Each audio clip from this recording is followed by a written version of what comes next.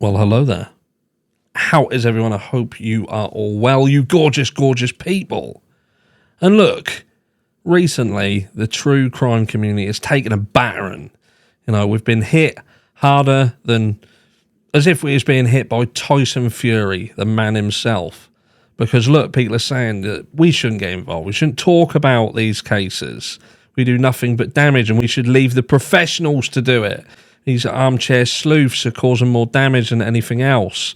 You know, we don't hold badges, we don't hold guns, so we shouldn't be talking about these crimes. But can we trust the people who do indeed have the badges, who should be doing their jobs, when we're consistently seeing failures in multiple cases that are out there? Now, I could talk to you today about the Sean Doherty case. Now, I have a playlist about the Sean Doherty case, and head over there after this video, go and have a look at that case. That is about a little boy who was found in his back garden in a precarious position, and it was ruled as a self-inflicted situation. You know, he done it to himself. And if you go and watch them videos, you'll understand exactly why I'm doing videos about and why I did indeed bring that up, and why it is, even though it's a closed case, the family can't really accept that it is indeed closed. But who we're talking about today is Ellen Greenberg. Now, Ellen Greenberg is another case that happened around 12 years ago. And she was found in a situation where it was deemed that she did it to herself. This was, again, self-inflicted, and it was ruled that way.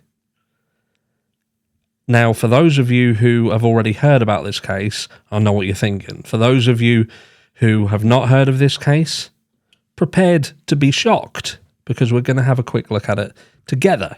And by the end of this video, I want you to comment down below whether indeed you think she did it to herself, or whether you think there's a possibility that someone else was involved.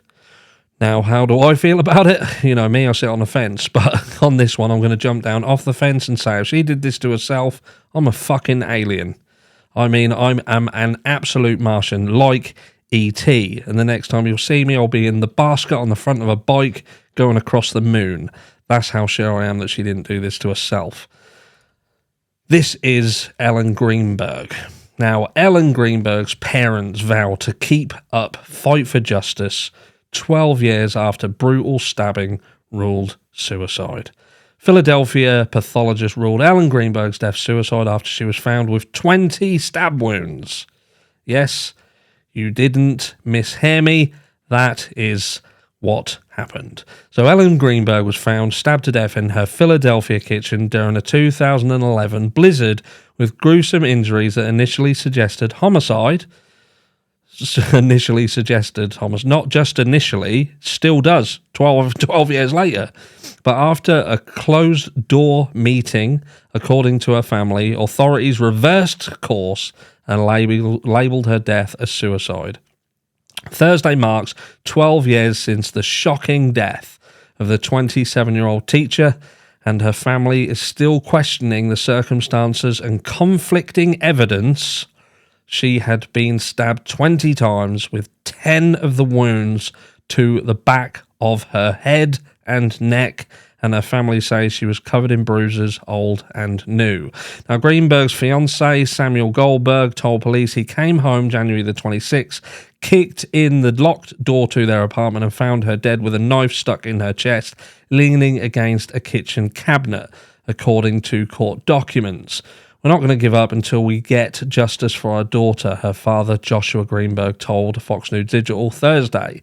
Justice for Ellen is what this is all about. Ellen was and is a person, and she has rights as a person, and we're going to fight for those rights.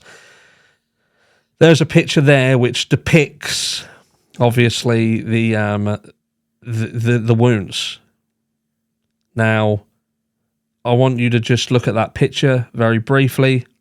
You can obviously pause it if you wish. I'm going to move on. But what we're basically saying is, did she do all that to herself? A Change.org petition calls on the Pennsylvania. Will I ever get through a video where I say every word without incident? I don't know. They're asking for the case to be reopened. Has surpassed 150,000 signatures this week, and her family is moving forward with 2 lawsuits against Philadelphia officials, and an independent investigation is underway. First lawsuit is seeking to have her cause of death revised from suicide to homicide or undecided. A separate, more recent civil suit also accuses several officials close to the case of a conspiracy to cover up Greenberg's homicide, according to the family's attorney, Joseph Pedraza. And that reads on. But look, you've got the details. You've got it. I've given you it all. I've given you the information now. So I ask you again. Did she do this to herself? Or is there a possibility that this was done to her? And look, we talk about corruption, don't we? We've said there's them people out there who say there is no such thing. Tinfoil hats, remember? Tinfoil hats. And all that. We talk about the fact that Brian Koberger could have been stitched up in the Idaho 4 case. And people lose their fucking mind over it, don't they? But look, I don't think for one second that this individual did this to herself. So how in the blue fuck moon can that be ruled as a suicide? Please tell me. Let me know down below. If I'm wrong, tell me that I'm wrong, and please tell me how that's possible down below. Please, I genuinely want to know. I'm not saying that I'm right. I'm just saying I think I'm right. And I'm not often wrong. But I can be wrong. In this, I don't think so. I'll catch you all in the next one.